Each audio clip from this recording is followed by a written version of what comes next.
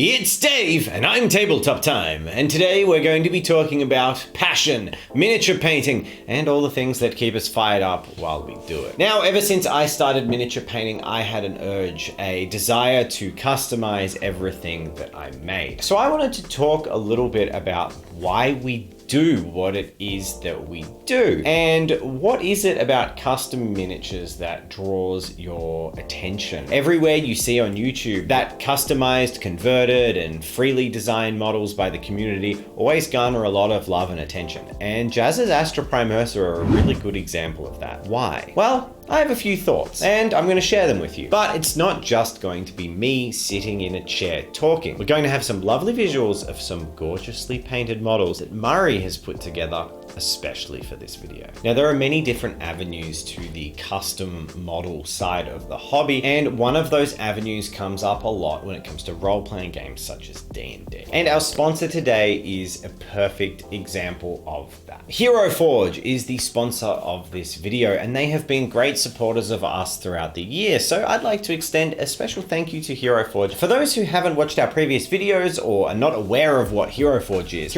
an online character creator. It allows you to create custom characters with thousands of different items and clothes, pose them in infinite different combinations using the amazing posing tools, which allow you to grab individual joints on their arms, tilt, rotate, shape, and their program is perfect for role-playing games such as Dungeons and Dragons, but can also be used to create models for many other games and many other purposes, including their new integration of online STLs for online tabletop simulators. Hero Forge actually have a subscription service available now, which includes, as part of the subscription, 5 STL downloads a month. So if you're frequently creating Hero Forge characters for your campaigns or for your tabletop games, it winds in drastically cheaper than buying the STLs every month individually. But not only that, every month you also get a pack of curated miniatures tied to a theme to download as well. You can also save color schemes, outfits, and pose sets for if you like to make multiple characters, perhaps in uniforms like city guards or the like. If you're a regular Hero Forge user, I strongly recommend checking out the Hero Forge Pro subscription. And if you haven't heard of Hero Forge, make sure you go to www.heroforge.com and check out their amazing character creator tools. They only get better every month, and it's super cool to see all the new stuff that gets added all the time. Truly the best online character creator. So another thank you to Hero Forge, and now that I've thought about ways to build some custom miniatures, I might just make some and talk about why. So for a lot of us out there who play tabletop games such as Dungeons and Dragons or Cogent Roleplay, bringing characters to life in a narrative setting is a super integral part of the hobby. Now, while our role-playing efforts, stat building, and dice rolling do go some of the way towards getting your character realized, oftentimes there is a strong desire to see them realized in a physical sense. And as well, games such as D&D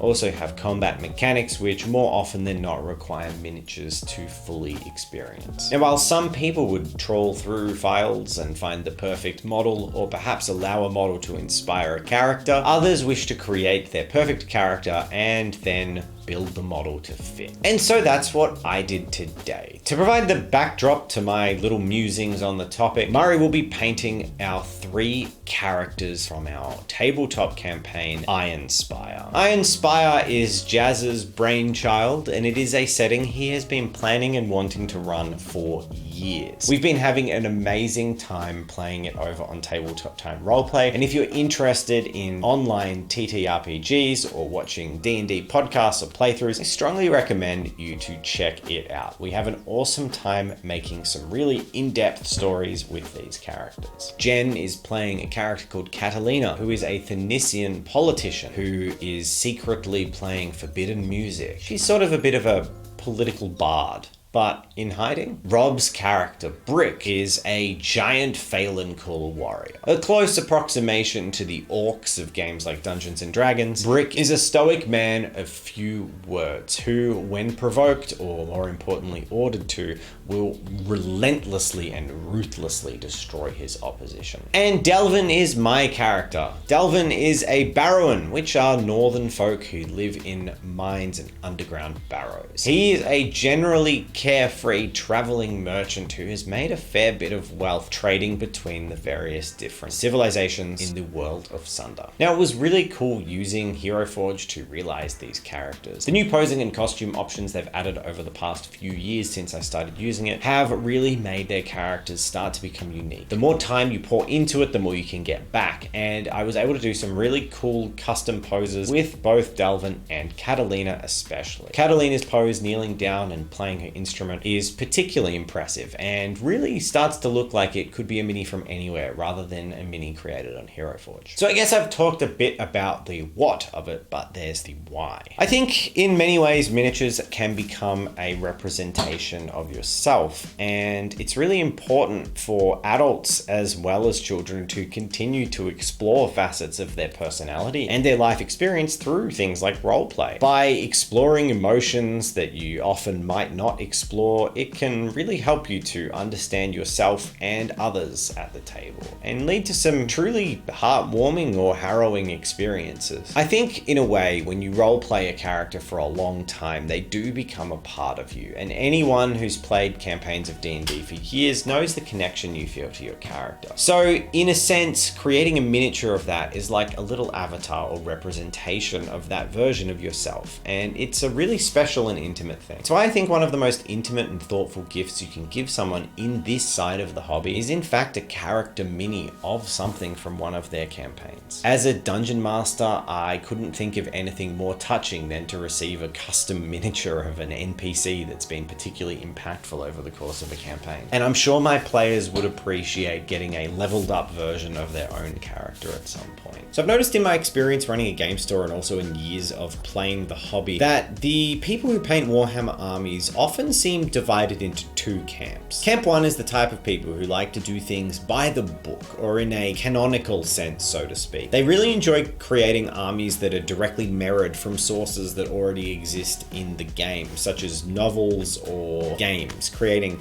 armies with units that replicate those presented in existing Games Workshop IP. And this applies to all games, not just Warhammer, even though that's the one my brain immediately goes to. It's effectively following paint guides and paint schemes and creating Dark Angels or creating Callium resistance fighters or whatever applies to your particular game system. The second camp of people loosely seem to be ones who like to self-insert a lot. Now, whether that is themselves or more so their interests, they like to create things that are either unique to them or from a source material outside of that. Now, I'd say my feet fall squarely in both camps. I actually have quite a canonical Alpha Legion army as my primary army in Warhammer, but then I also work in other things like my new Tau Sept, which are bringing in ideas and unique elements from outside the game. You certainly don't need to be one or the other, and there's plenty of crossover in the middle, but in general, I've seen that people do show a preference to one or the other, and I can say that my preference probably swings towards the custom side of bringing in weird stuff like my Tekkadan Anime Night or Valkyria Chronicles Imperial Guard, doing crossovers and collabs in cool ways to create some unique models for the tabletop. Now, if I had to look at my personal reasoning for doing this, I'd say it's split fairly evenly between two main ideas. Number one is uniqueness. As a player who has seen many tournaments and games played with lots of players, I have always had that urge not to be the person with the same force as someone else. And by converting or customizing or even going with a completely out there or original color scheme or customization of an army, you're pretty much guaranteed to always have a unique force there. The second half of it is combining my interests. In a weird way, I find that I can piggyback my enthusiasm for one thing onto another, and it can actually accelerate my desire to do some cool stuff in the hobby. The potential downside could be is if my interest wanes in one area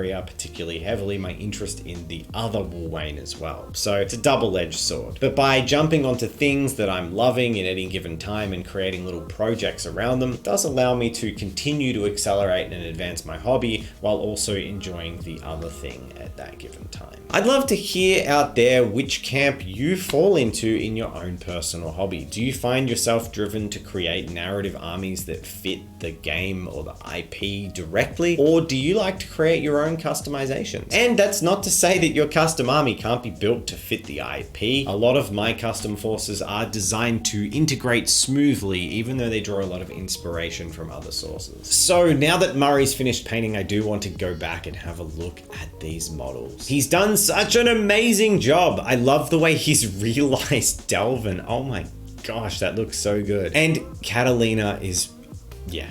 He's a really good painter. Murray's a really good painter, and I'm really lucky to be able to work with him. If you'd love to see these characters in action, I would love it if you would go down to Tabletop Time Roleplay and chuck it a like and subscribe. Go down and watch episode 1 of Chronicles of Sunder Ironspire, and you can meet Delvin, Catalina, and Brick and see their adventure. At the time of recording, we are currently up to episode 13 of what will likely be a 20 episode series. At the end of that run, we'll be coming back for Reboot Season 2 next year. We have a lot of fun creating and live streaming these roleplay sessions, and we'd love it if you'd come and join us, because it's really something that we have a huge amount of passion for. So sharing it with more people is always welcome. And if you're not into watching these sorts of things on YouTube or putting them on in the background, as I often do while I do work projects, we also have them available in podcast form. This is a lovely way to listen while you go for a nice walk around the park. So this all leads into the natural issue that crops up constantly, and that is the controversy